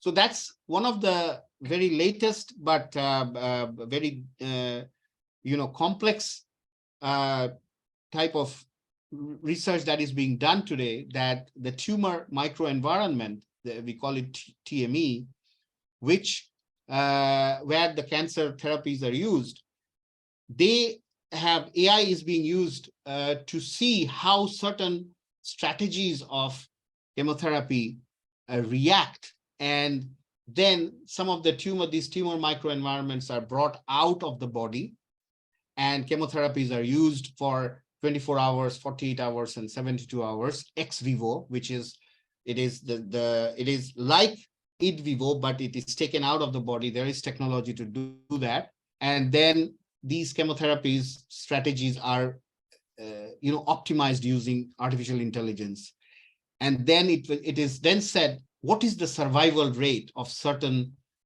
chemotherapy or radiotherapy, and what is the survival rate, and what will happen to the patient, what would be the what would be the price of the treatment, and how long the patient will survive. So given that strategy and given that result, it is then presented back to the family member saying that, okay, we can go with this strategy, but we can save the patient for 6 months. And this is the money you will be spending. And that is more and more becoming a requirement from the insurance industry before the insurance industry actually starts paying for the cancer patient. So we will come to that, but we will also look at what are the survival rates, how we can look at survival rates, and where AI can be used to give us very niche results on application of chemotherapy, one thing. Another thing is how we can look at comorbidities at an early stage and a later stage, and how we can use AI to see the prognosis of the cancer in the patient, as well as what kind of very specialized medical, individual, personal medical strategies can be put, personal medicine can be designed for every individual person to increase the survival rate. So here you can see the molecular dogma, which is how the DNA produces, fundamentally produces the genotype produces the phenotype. And in that, what we want to show is that there are different levels. We talk about DNA, we talk about genomics, but we don't really talk a lot about how these genomics are then transcribed with transcription. And then there's a layer of transcriptomics, which then produces the proteins, which then produces the metabolites, which then produces the actual disease or the metabolic reactions in the phenotype. So we will talk about these, a little bit about these before we go into the actual AI application. So what happens here is that the genome, which has the DNA, produces there are TF bindings which produce the gene, right? So there's histones. Some of you may already know there are histones that produces the gene, from where there's the transcription, and then we have the mRNA, which actually has the layer called transcriptome, and then there is the protein layer that produces the protein. So this first transcription is the genome transcription produces the epigenome, and then it produces, there's the expression, gene expression, which produces the transcriptome. And these are all layers of network, if you can visualize, which will we will see. And then the mapping between these layers maps the genotype to the phenotype in the human body, any living cell body. Then there's a translation, and then from there, there's a function that brings in the metabolome. So these genome, epigenome, transcriptome, proteome, and metabolome, all of these react in different ways, and the pathways through them produces the metabolites, which then produces the phenome and the irregularities in the phenome. So when we eat food, there are certain pathways that are activated that then produces the result of that food. Similarly, when we have a medicine, there is metabolism of that medicine that produces certain proteins that affect the diseases that we have. So some of it might be psychiatric diseases, some of it cancer, but some of it also could be positive, like nutrition for the body. Given all that, we can then look at all these different omics layer. We call it omics, the glycomics layer, the lipidomics layer, the proteomics layer, the genomics layer, fluxomics layer. We can observe what happens at almost all scales, from the whole organism, which is the phenotype, down to the molecular level. But research till date has looked at each of these levels separately, because computing was not powerful enough. Algorithms were not powerful enough to take such a vast amount of data and run through it and crunch that data. And slowly we are getting to that point where we can actually combine these layers and look at pathways in real time, how a medicine gets into a body and how it starts metabolism and how the pathways start reacting and what happens to the protein. And the computing is so powerful these days that you can actually look at it real time. But the combination, the more combination we do, there is computing challenges, there is visualization challenges. So what we need to actually know is the holistic understanding, which is more difficult. Research over the last 75 years, 80 years has shown us each of these layers and their interactions and how pathways go through each layer. We almost know almost everything, but how interlayer happens in the omics is very complex. And we will show you some of the work that we have been doing for interomics or multi-omics calculations or computing. So why do we need to combine? The reason we want to combine and look at all these different layers is compensate for the missing on unreliable information in any single omics type or any single layer. If the multiple sources of evidence point to the same gene pathway, one can expect that the likelihood of false positive is reduced. Because if you look at only one layer, how that layer reacts, we understand, but then body is not just one layer, there's multi-omics within the body. And it's likely that one can uncover a complete biological model only by considering different levels of genetic, genomic, and proteomic regulation. Main motivation behind the combination is to predict the disease risk, and we will talk about that more. So single versus multi-omics is a broad vision versus a narrow vision, where when you look at only one of the layers, you just look at the dynamics of that layer, whereas you look at multi-omics. And this is, if you look at papers in the last 2 years, most of the work in multi-omics has been addressing this question about how interlayer communication, interomics pathways happen. And that affects diseases, and cancer is one of the instances of that disease. So why do we need to analyze the omics data? Analysis of general phenomena, and we want to help individual patient, because every patient has different omics, have different pathways, have different body conditions, have different metabolics.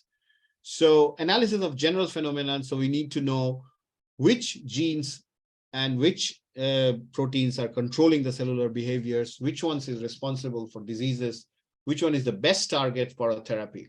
So all these needs to be analyzed, and we haven't come to AI yet, but the background is very interesting to show that how all of these combine together and result in cancer prognosis.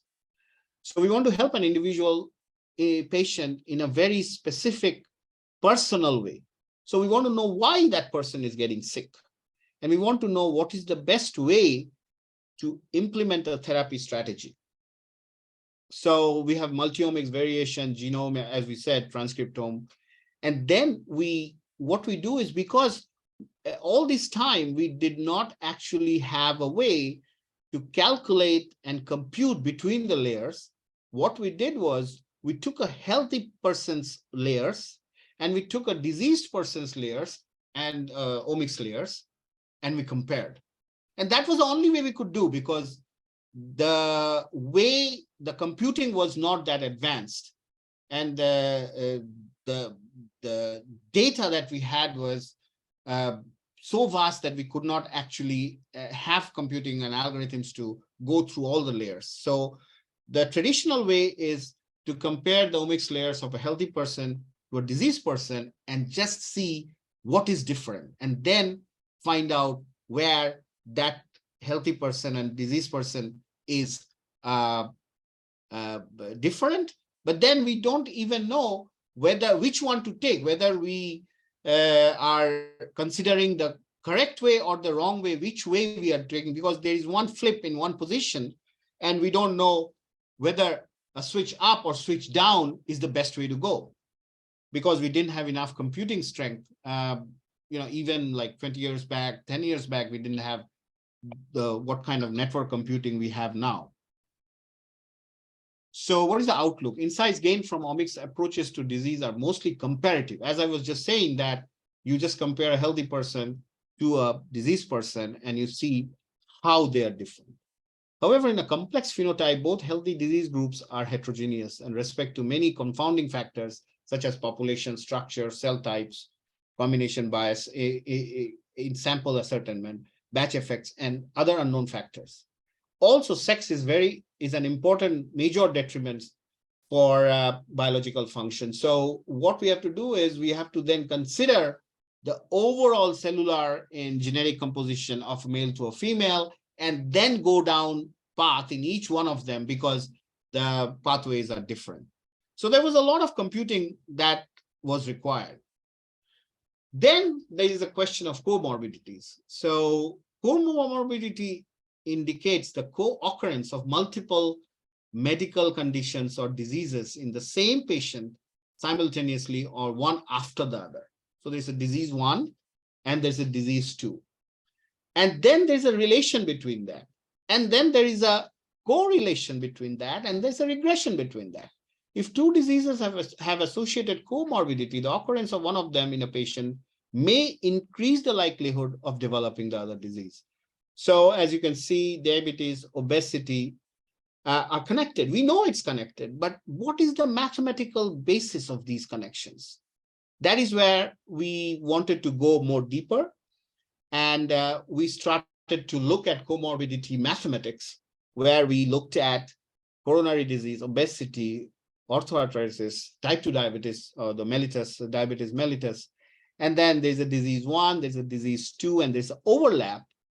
And when that overlap happens, then we found out that there are essentially statistical equations that you can formulate to have the correlation matrix, which is called the relative risk.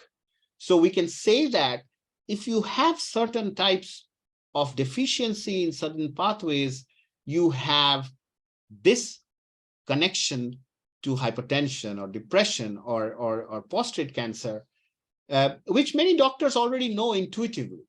Doctors know intuitively, but this was the first time we had put in mathematical equations and tried to understand how we can actually put it down in a formal way so that we can use AI and computing techniques to calculate them.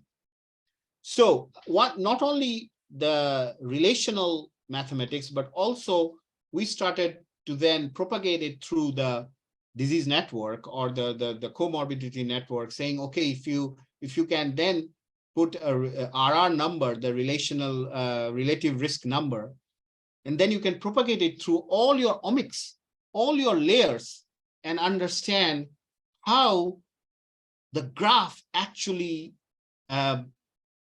behaves.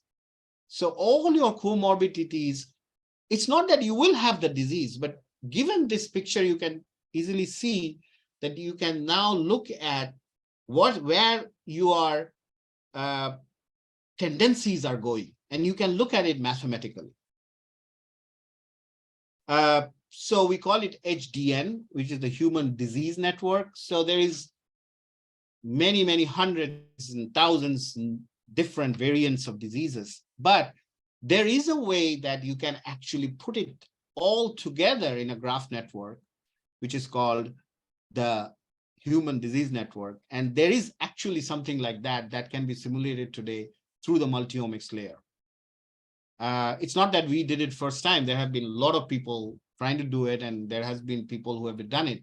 But the computing that goes down and does this, the knowledge graph, the embedding, the graph mathematics that goes in, the embedding of these graphs over the different dimensional, different surfaces, and how we calculate the embeddings and how we calculate the propagation of disease. That's very interesting. And you can see it's all basically graphs that we come up with, and we give weightage to the edges that connect the nodes to understand how the comorbidity progresses. So what is the global problem that we are addressing with this cancer is basically these are the numbers that there will be in 2030.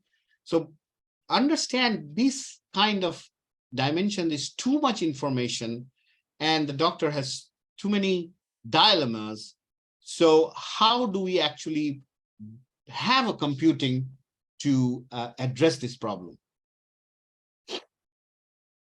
That brings us to the topic, artificial intelligence in diagnosis, prognosis, and prediction. So what we are using is network-based approach to predict disease comorbidity risk. We used a very, Kundu, yes. in between we have received one question, so will you take it before you start this? Yes, part? please go ahead, no problem. So the question reads, how can we relate the mathematical equations of disease risk to contaminant exposure, such as exposure to water or air contamination? Oh, that's a very good question. I'll come to that. Actually, I have a slide on that. So if the person can wait a little bit, we will answer. Sure. Okay, great. Please go ahead. There are things like lifestyle, there are things like environmental conditions that are fed into this network. So we have actually done that. And the network Cox model gives us the ability to do that because these are large network calculation models, multiplex networks model for data integration. And then finally, what we do is a Bayesian factorization model to develop the personalized medicine. I will not go too much into this mathematics because that will take a long time to describe. And there are lots of publication, people can look at it. But I will just briefly present what we have done. So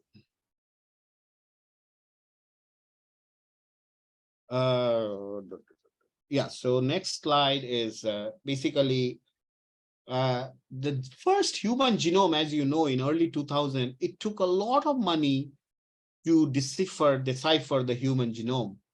But today, with heavy computing and machinery like the sequencing machinery, the same thing can be done in a fraction of that cost, right? So cost per genome, if you want to analyze the genome, if you want to do a synthesis on that genome, if you want to do genome analysis, cost per genome is going down to almost $100 per genome.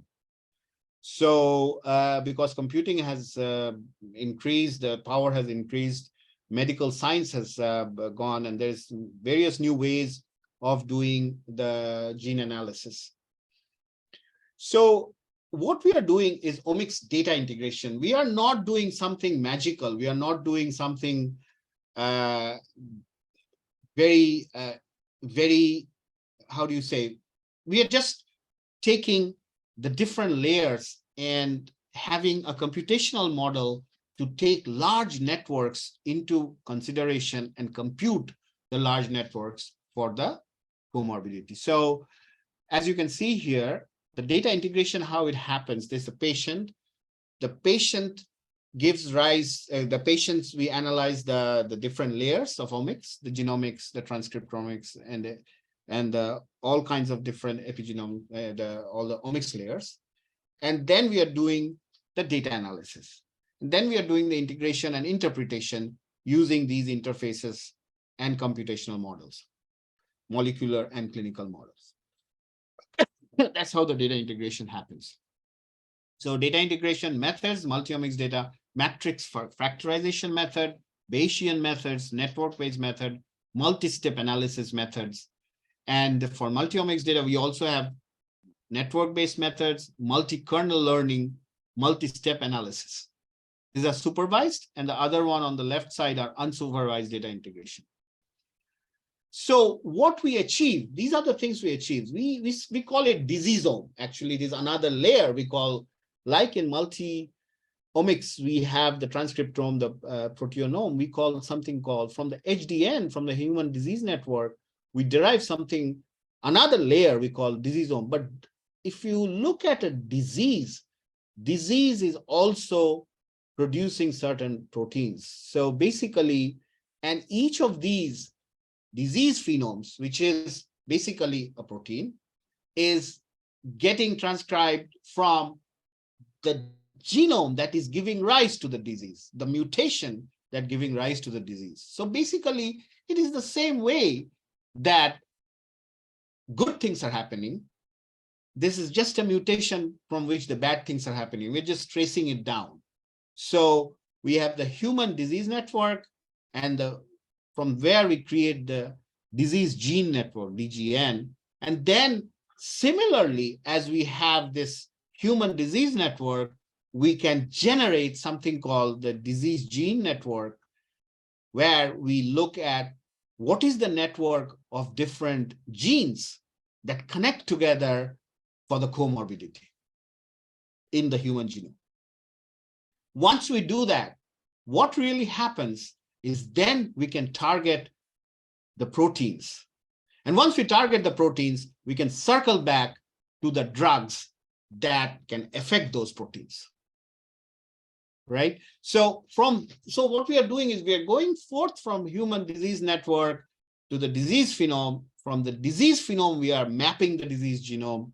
And from the disease genome, we then get the disease gene network, from where we understand the proteins that can affect that specific genes, from where we can do the drug design. So it's a little bit complicated way, but it is very logical and mathematical way to address our disease network and the comorbidity. So the gene and disease association, as we showed in the last page, number of shared genes. So for example, heart failure and Parkinson, kidney disorder and Parkinson, heart failure and kidney disorder, HIV and kidney disorder, type 1 diabetes and osteoporosis, all these are actually linked. That's what we have found out, not just we, but different papers, different research over different time have found out that there is a link. We are just putting a mathematical number to that link and finding out how we can actually compute it then. This is how we can compute. The whole network is clustered based on signaling pathways. So what happens is it is exactly same as when we have a food. When we have fish, how it goes in, how metabolism happens with fish. Once we're having dal, how metabolism happens with dal. It is the same thing, that how we are having this disease, how that is being broken down, how the pathways go through different layers of the omics. And then we look at every pathways, every path's reaction, and we look at the final gene that is being affected, and we look at what protein can we alter to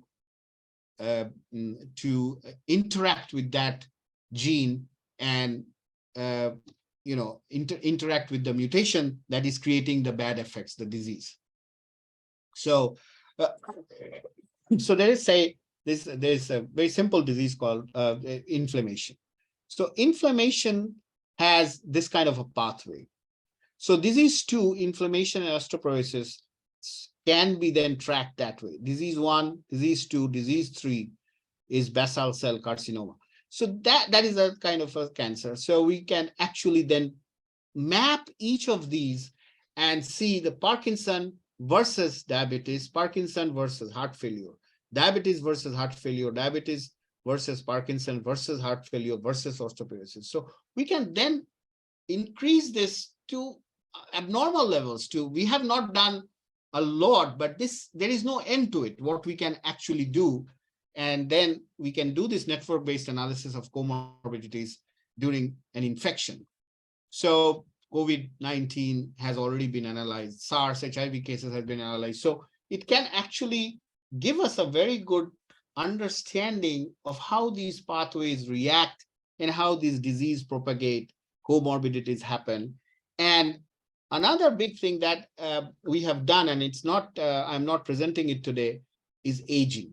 So what happens is, as we age, what happens is very important. We look at aging is just growing with age, but that's not always happening. There are people who age very quickly, and there are people who age very late. So there is something called a biological age versus the time age. So someone is 50 years old, but he looks like 30 or 35. So there is a difference between a biological age and a chronological age. And how that affects these disease propagation and comorbidities is also an interesting study that we have done since we have done this study. Aging is very much related to chromosomes, as you know that there is something for each of our chromosomes. At the end of the chromosome, there is something called telomere. And the length of that telomere has a direct relation with aging. So as we age, the telomere length goes down, and there is various studies, millions of studies that look at how to increase the telomere length to decrease aging. So this study, actually, this research directly relates with aging, and and you will see that as we age, comorbidities increase. You have heart disease, we have heart disease, we have diabetes, we have this and that together. And as we age more and more diseases are onset. So the comorbidities are still there, but the immune system has a way to keep it low and fight it.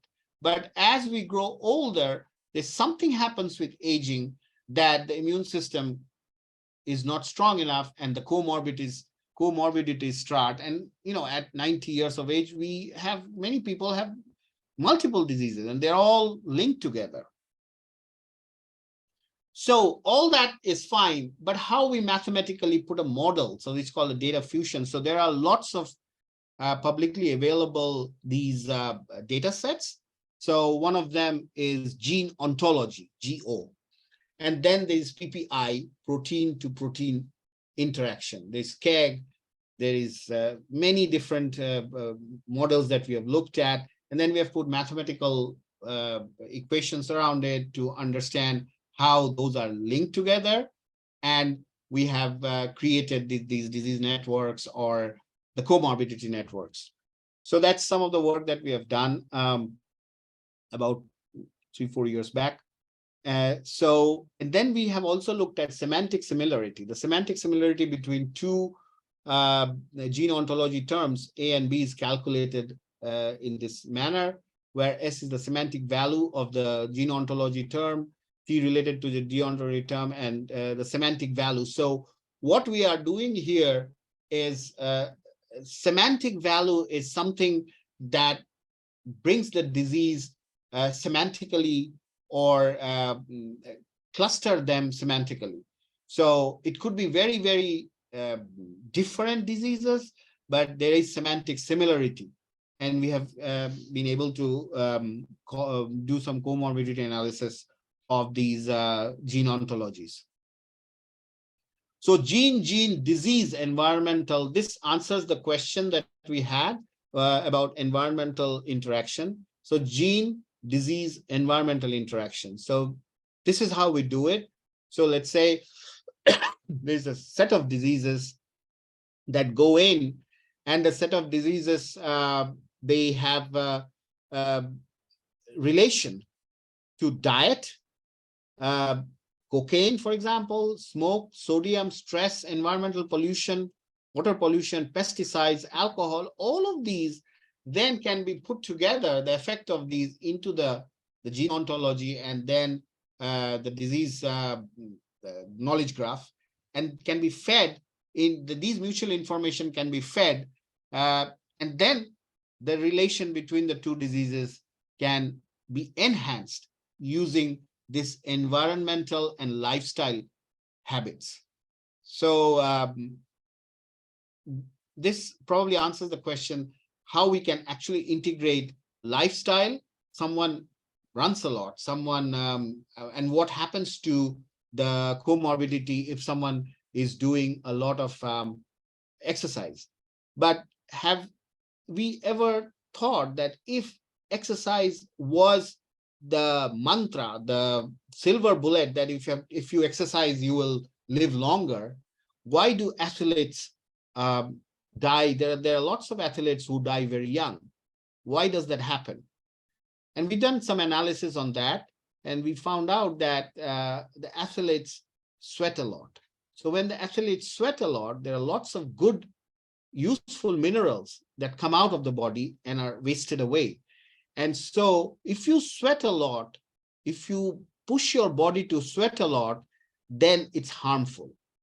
And so it's not that these are ultimate results, these are ultimate reasons why an athlete does not live long. But we have found out that there are relationships. So as I told before, these are not the final answers that we can give to a doctor to do analysis, but these are fundamental studies that are leading us to a point where we can use these studies to do a diagnosis. And we can use these visualizations and these calculations to help a doctor to understand how the comorbidities work. So this is the kind of achievement that these studies actually can give to a doctor, or these are the results that we can use for improving healthcare. So I will not go, because of the time, I guess I will not go a lot into the net cost model, but there is cancer is a multifactorial disease of a genome, basically.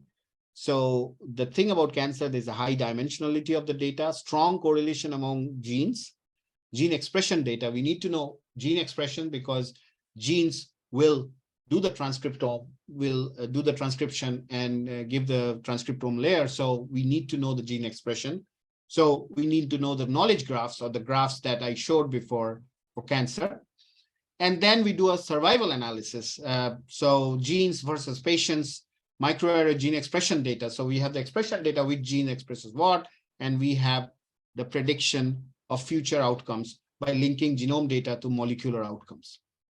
And then we use AI model to learn what kind of strategies give what kind of survival rates. This is called the Cox regression model. And so patient versus genes, and we select the genes and do a regression model to see the relationship between survival and cancer stages and chemotherapy strategies, as I was telling initially. So this is the network regression model. We probably do not have time to go too much deep into this, but we have the survival time, the censoring time, observed survival time, censoring indicator, and we connect that together to look at genes and patients and connect it to survival. So then the regression model, the network regression model calculates the coefficients, and we put penalty functions, general optimization methodology to have this objective function, and we optimize the objective function, obviously. So more details, I will, if somebody's interested, I can go with that person and explain. Then we have a machine learning model for survival prediction that predicts what is the stage, what is the likelihood of what survival, and what cancer what kind of therapy of will give what kind of survival rate, basically. Now, so we have this is the final framework of a survival prediction or prognosis model, which is the topic of the talk, is that we have the gene expression, we do some pre-processing, we do the PCA or dimensionality reduction, as you probably all of you know, the principal component analysis, and then we do that dimensional reduction, do the feature analysis, then we feed it into the network regularized Cox regression model. From there, we find the top significant genes that are affected. And then we do the pathway analysis of those genes. From there, we do the clinic, we input the clinical information and do the comorbidity network. And then we have survival prediction. Of course, we feed the data of diseasome and other things that I presented, and all the different databases like OMIM, GAD, GO, and KEGG, and all these databases publicly available we feed, which are basically the omics network connections, different multi-layer network connections. So then we do a regression model, and more about multiplex regression models. So we have special type of multi-layer network, which is a multiplex network in which the same nodes are presented in all layer. We can represent multiple networks in a matrix, and we can do the calculation. It's pretty simple. And then the framework for multiple network regression is we put in these public databases and look at disease networks, pathway disease associations, do the multiplex network, and have the integrated comorbidity network coming out of it. So we then do the analysis to understand this comorbidity and survival rates. Similarly, we are actually building a software that can put all these together and have interface to help the doctor to do better diagnosis. More on different kinds of personalized medicine. Let me go to the personalized medicine. This is the overall step 1, step 2, how we do the cross-validation, the various mathematical calculation, pathway structures. And then we do, at the end, you can see at the bottom is the survival prediction. Then we go to personalized medicine. Once we understand, yes, someone raised hand. Yes, Professor Pal. Yes, sir. Yes, sir. It's so nice. So I propose that for the remaining, which you can't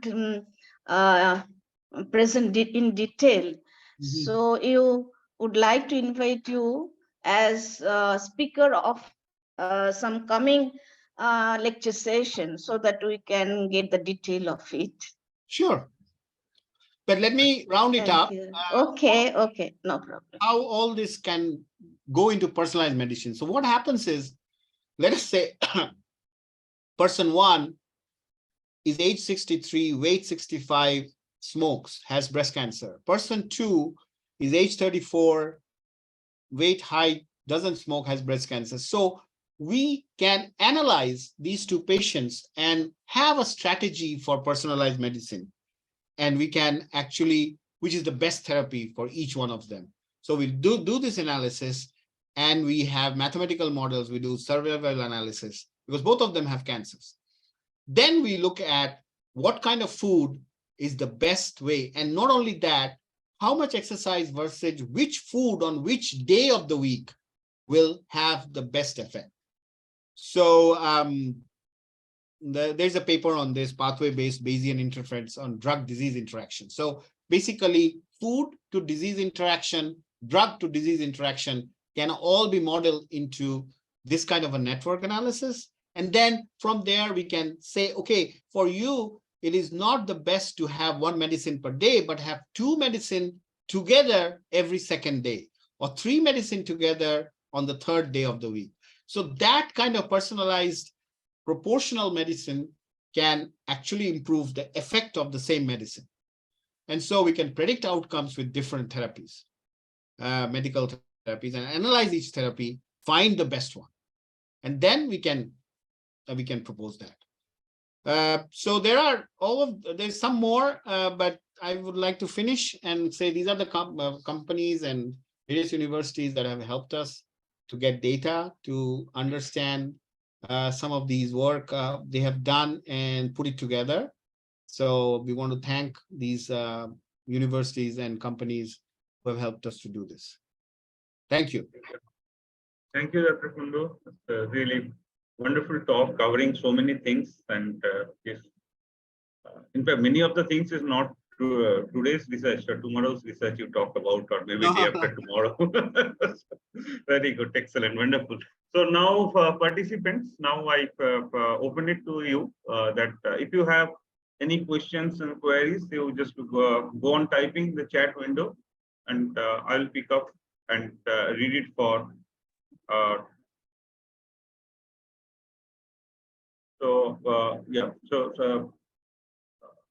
So question is, sir, I want to know some of the important research areas in AI that need to be improved. Okay, it's a very general question, probably related. That's a very general question. This is Right. one of the areas that I'm working. I also work with humor and creativity. For example, how to model creativity using AI. That's one of my major areas of work.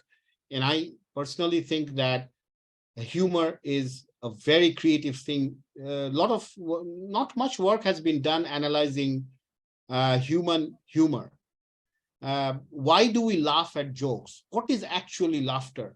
What joke means to us? How do we analyze a joke? So with ChatGPT, some of it is coming out very recently, but I've been doing this work for the last 20 years on looking at function, structure, behavior. And I think that is one of the very important areas to understand that all these things that we are doing, garbage in, garbage out, data in, data out, whether we can do garbage in, creative out, and how that affects. So basically, yeah, we are making lots of arts. We are making lots of generative AI, but generative AI and art is different. Generative AI and real music is different.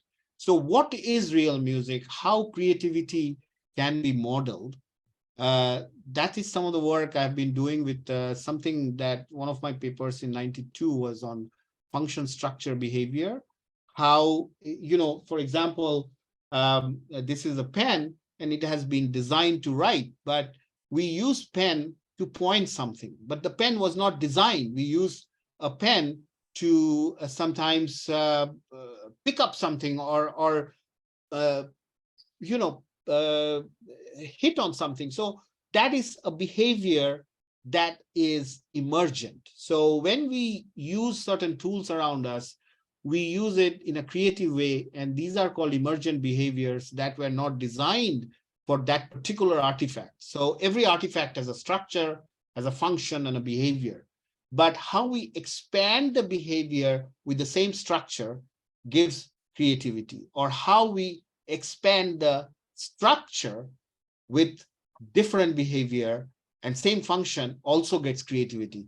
So these kind of work that I have few publications, you can find it out in Google. Yeah. That is, I think that is one of the very good areas of research where you understand that. And some more questions already arrived. Dr. Kundu, may I go ahead with the other questions? Yes. Yeah. So this next question is again a very classical questions for all AI ML researchers, that how many data is required for the ML and prediction of the outcome of the diseases? So again, how many data points? So maybe you can comment from your own experience that how much data is required for to predict the outcome of the disease. A gene has 6 billions. A genotype has 6 billion genes. So you can understand or imagine that each of these can produce more than 1 million different expressions. So it's a huge amount of data. It depends on, that's why it's not possible to do everything together. That's why you select certain genes, and these are called biomarkers, the genetic markers, and you look at how that pathway goes through. You cannot take all the genes and do all the research or all the simulation together. So you just cannot do it. It's out of question. So all you do is have one genetic. So for example, breast cancer, you take only one and see how that propagates through other comorbidities. You cannot take all the diseases together. Okay, next question is a little bit technical. So question is that when you are determining the graph embedding, have you considered the edge features or only node features or both node and edge features? There's something called node to vec. So basically it is node to edge or it's node to vector. So we use node to vec algorithm, and we do 2D embedding. Okay. So are you using, I mean, just as an extension of this question, are you using graph CNN kind of architecture? No, that's a completely different thing. Graph CNN is a graph neural network, not CNN. It's called graph neural network. That's a complete GNN, or even GCNN is also another architecture we have been using. CNN. No, CNN is convolutional network, neural network, which is mostly used for image detection. That's not what we are doing. So we use RNN. We do not use CNN type networks. Those are convolutional neural networks, and they have the V kind of learning. Okay. So, But that is not- GNN you haven't used for this, right? no. Okay. So, Utpal, can I go for one question, very layman question? Please. Yeah, please. Yeah, Professor Ujjwal Maulik is on the mic. So please, yeah, Professor Maulik, please go ahead. Yeah, Dr. Kundu, just we also work in the similar area. So I am wondering, like, when you were designing any protocol, like chemotherapy protocol or anything, any time do you need permission from the regulatory bodies? No, that's very interesting question because we are doing ex vivo. We are not doing in vivo. You know, there is in vivo and there is in vitro. So what happens is you are taking the tumor microenvironment, which is already inside the body. So there you need regulatory approval. So because when you affect something, it affects the body already. It's called in vivo. We take the tumor microenvironment and take it out of the body. That's fine, but your chemotherapy. That's why you don't need the regulatory requirement. Your protocol of chemotherapy also have impact on the patient. No, we are not applying to the patient. We are applying to the live tumor microenvironment, which is ex vivo. Right, and then what you are doing in the patient? Then once we do the AI calculations, when we do the 24, 48, 72 propagation, Right. we take that and we use AI to further predict what is going to happen plus 72 hours. And then we present it to the patient and gets patients. We don't do that part. That is for the doctor. We are not going to do that. We give it to doctor saying that for this tumor microenvironment or the tumor node environment, we have ex vivo these results. We present it to the doctor and then doctor and patient takes, we are not there. Then doctor and patient takes the final decision. We just help taking the decision. Yeah. But if some patient die out of wrong prediction, then who will face the risk? Because right now, only standard technique is gene paneling everywhere. Apart from gene paneling, no regulatory body allow anything because we tried with FDA. FDA do not approve very quickly. Yes. Because this is a very, very difficult process, biological process. So right. So see, when you are taking the permission from the patient or his relative when the dosage or anything is changing? Yes. Yeah. Yes, right. We have to. Okay. And your protocols are being used in USA also? No, only in US. We don't use it in India. Only USA. Because these therapies are costing 70,000 to 100,000 per patient. In India, there is no one who will be able to afford. Right. I understand. This is very, personalized medicine and other. Everything is very. There is hardly any implementation of this. It's all. And do you, after the chemotherapy, do you again check the biological information of the patient? Yes, we have to. Look at a company called Farcast Biosciences, with whom we work very closely. And in their website, all of this is there. Actually, all of this is with Farcast. Our main collaboration is with Farcast Biosciences. I'll be in touch with you because my student has a company. They also work in this direction. Yeah, not exactly that, but something different. Definitely, I'll be most happy. Thank you. Thank you. Okay. Thank you, Professor Maulik. So, related to that graph neural network, Dr. Kundu, one follow-up question is there. May I read it for you? Please. Yeah. So when you are doing the prediction based on a knowledge graph after learning the embedding, the question is how training instances are getting generated. I do not understand the question. I mean, I think the question is that how to train this kind of architecture so that, this graph neural network. So how training samples you generate to train this network? What you do is you generate data using Bayesian, the Bayesian mathematics, Bayesian distribution, I would say. You take Bayesian distribution, you generate synthetic data and you train it.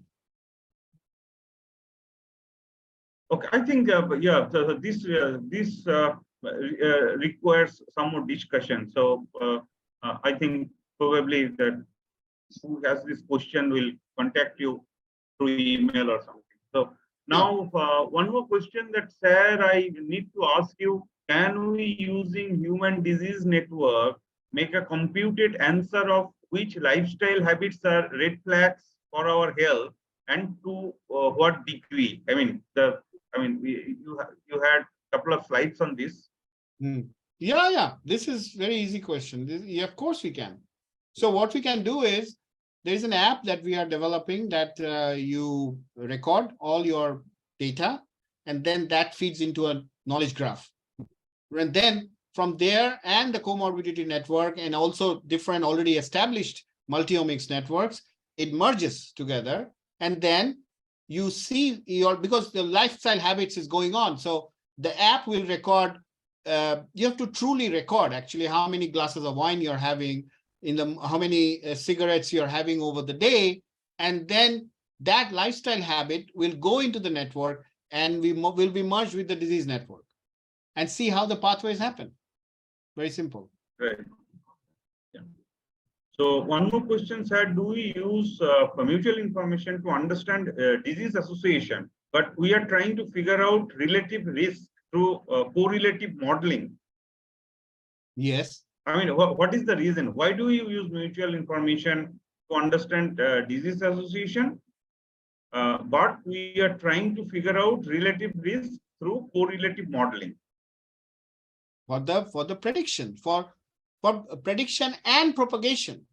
So if we don't understand the relative, then how are we going to then propagate it through the whole disease network?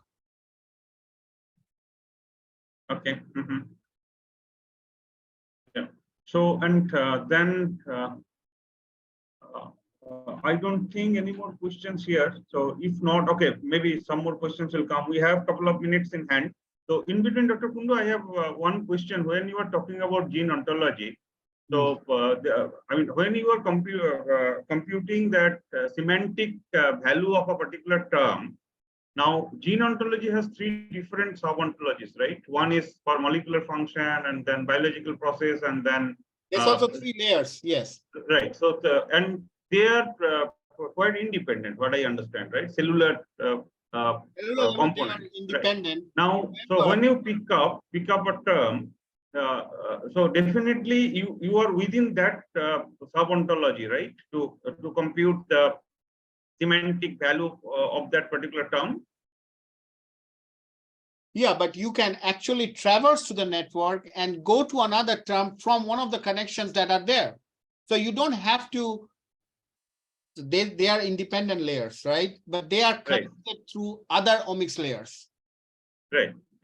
So there's an RX network, there is KEGG network, there's different other networks.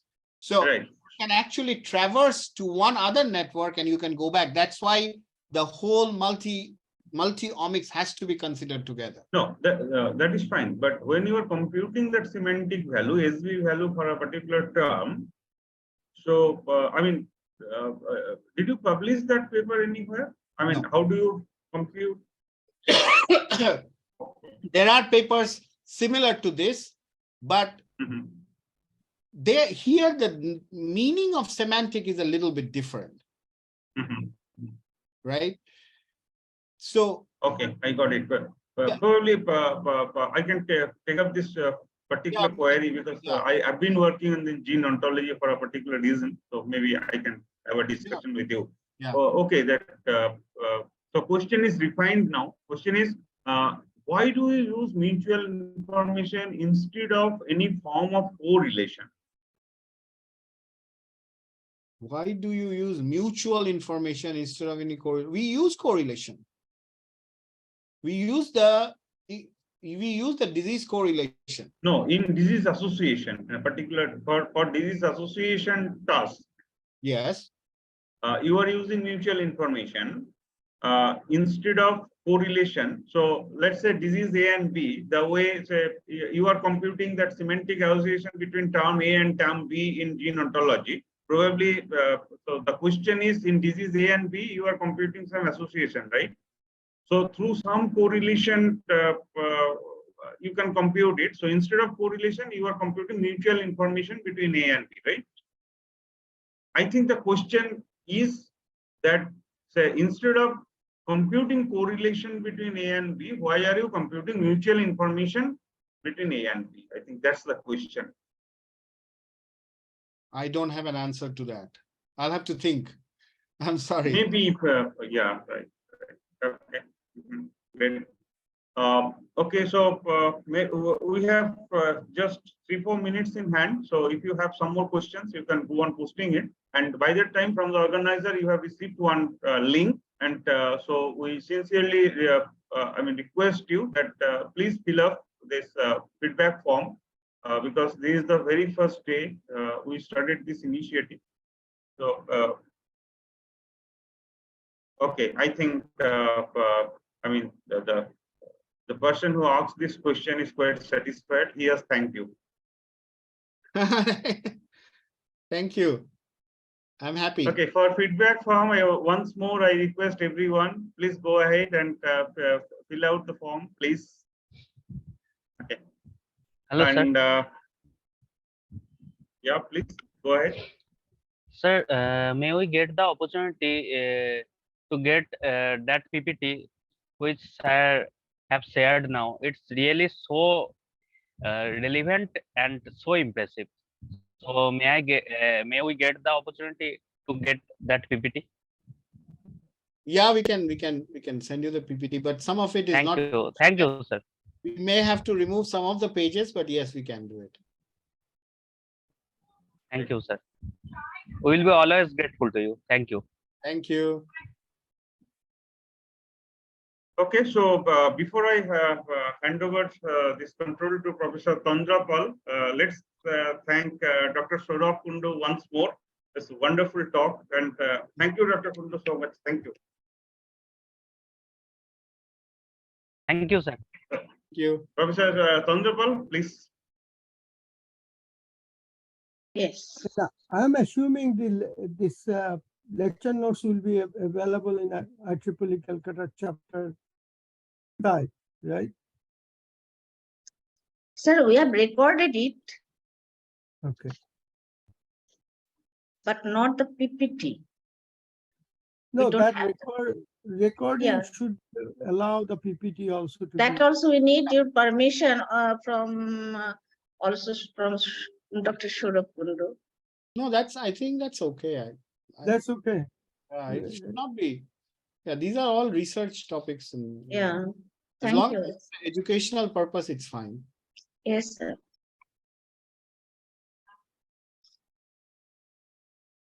Okay, so first of all, if you have any more announcement before we close today's session, Professor Yes, Dasgupta, just if vote you of have- thanks. After such an interactive session, I request Professor Tandrapal to propose the vote of thanks for the event. Thank you, Dipankar. I feel honored to be part of the inaugural session of the lecture series hosted by IEEE CIS Kolkata chapter and have the opportunity to give vote of thanks on this special very first day. On behalf of IEEE CIS Kolkata chapter, I express my sincere thanks to the distinguished invitees, esteemed speakers, session chairs, and other dignitaries present here, accepting our invitation and providing valuable contribution, guidance, and encouragement for organizing this lecture series. I express my heartfelt thanks to the participants who are students, the scholars, and the faculty members. They are the target audience of this program. I welcome all of you also in the incoming lecture session, which will be announced very soon. I would like to thank the organizing team, including the volunteers who always work behind the screen. Without them, this event could not have been possible. I thank Titiksha, a scholar of NIT Durgapur, for nicely anchoring the program. Last but not the least, I take the opportunity to express my sincere gratitude to Professor Dipankar Dasgupta from Memphis, USA, and Dr. Arpan Pal from TCS Research for their great initiative to form the consortium. It is in fact their brainchild. I'd like to invite the people who are interested on these topics to join the consortium to make it a strong platform. Thank you again for making the inaugural session of the lecture series a success. So now we can close the program. So, sir, do you want to say anything for the incoming lecture session to invite the people? So sooner you make the decision, we have a list of, there is a, I think, shared list in Google Drive. Devaditya or somebody created it. So yes, go immediately send the invitation to other speakers from India, Yes, sir. abroad, and always tie up with the industry person. I also provided a lot of names from industry. Yes, sir. Young venture capitalist entrepreneur. He is very excited.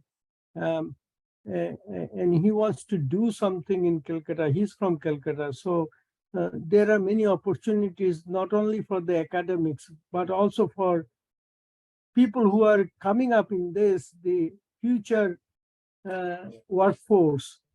If we can create some opportunities, that's what we are looking for. And many of you know, next month, June 6th, I'll be a panelist in IEEE computational IEEE AI conference in San Francisco Bay Area, and I'll be sitting with the Google Brain and Google team on a panel. So I will seek if I can invite some of them. If you create in the webinar and also in future workshop that you are planning to have in Kolkata. With that, Thank you, sir. I think, thank you again, everybody, for joining and all the full-hearted support. Okay, Thank you. bye-bye. Bye. Thank you. Okay, Bye. good night. Thank you, Dipankar. Good night.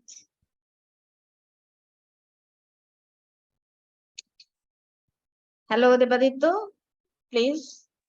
Yes, Close ma'am. this. So I should stop the recording.